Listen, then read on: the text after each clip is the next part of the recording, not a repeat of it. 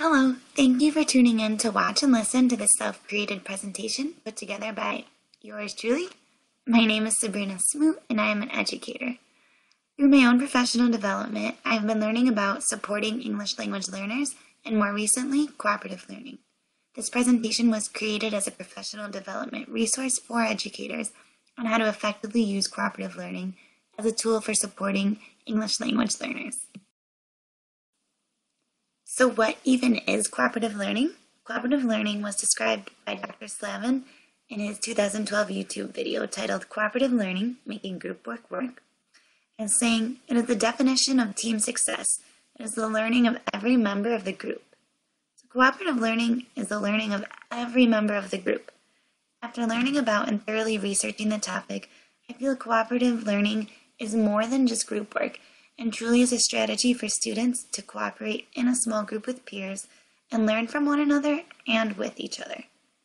Dr. Slavin also talked about the importance, the role of individual accountability plays, and how that is what leads to team success.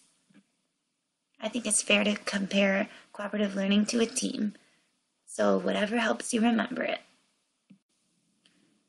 Critical elements of cooperative learning as described by Dr. Johnson in his 2011 YouTube video titled David W. Johnson, PhD, on cooperative learning include, first and most important, positive interdependence, meaning that as teachers we are fostering a working environment for all students to work together and rely on one another in a healthy cooperative team. All students' success is because of the fact that they are working together. Next, individual accountability. This is another way to make sure that each student is learning. This element is what makes cooperative learning different from group work. All students are held accountable for learning and proving that they are working in part of the group. A strategy that I've seen used in a grade 2 geometry video was assigning a number to each student.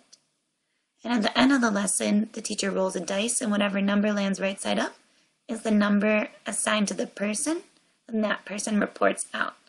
This creates a motivation for all students to make sure that they are learning as they are not sure who will be called on, which is what leads to the next one is promoting interaction. Interaction within the classroom is key, especially for English language learners when acquiring language skills. As students are working in these small groups, they should interact with one another by practicing good listening skills and speaking to one another in order to complete the task as a group successfully. Next, social skills.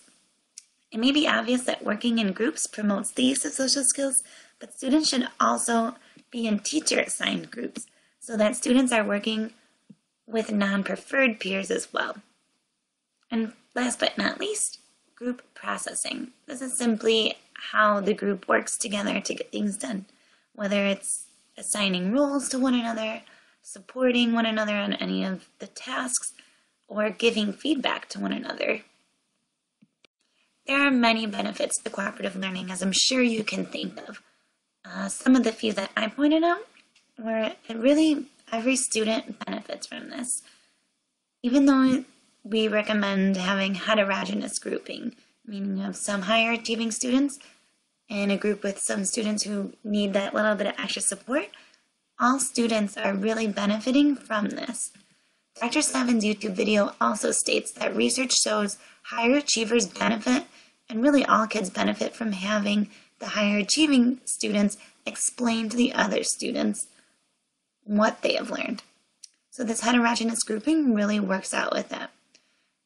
Organizing the organization of thinking to see the connections between concepts and skills are much more likely to be retained and transferred to other uses, and the process of explaining this to others is more likely to stick with the students. Also, the social emotional skills, obviously working in a group, being able to work with one another, especially if it's non-preferred peers, figuring out, getting past that awkward stage, being able to assign roles to each other. It just has a lot of good experience for students to have the experience working in groups. So supporting students at various WIDA levels.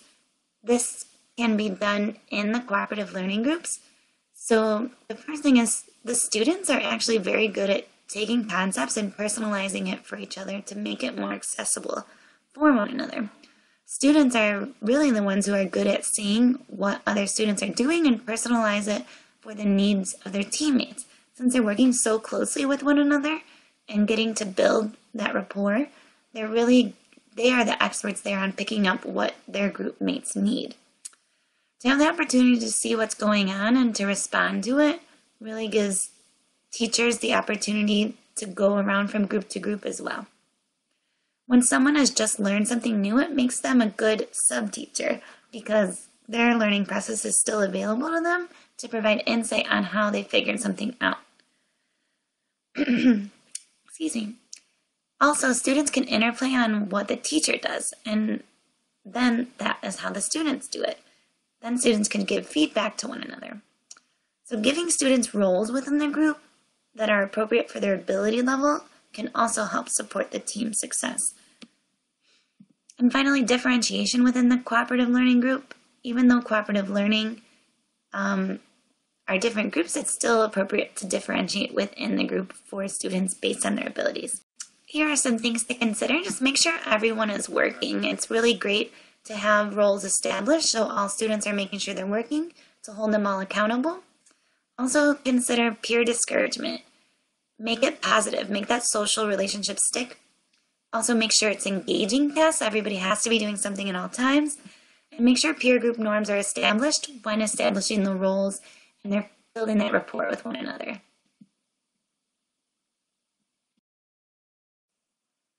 Finally, some strategies to make it most effective. Keep those groups heterogeneous, make everybody accountable, and designate roles within those groups.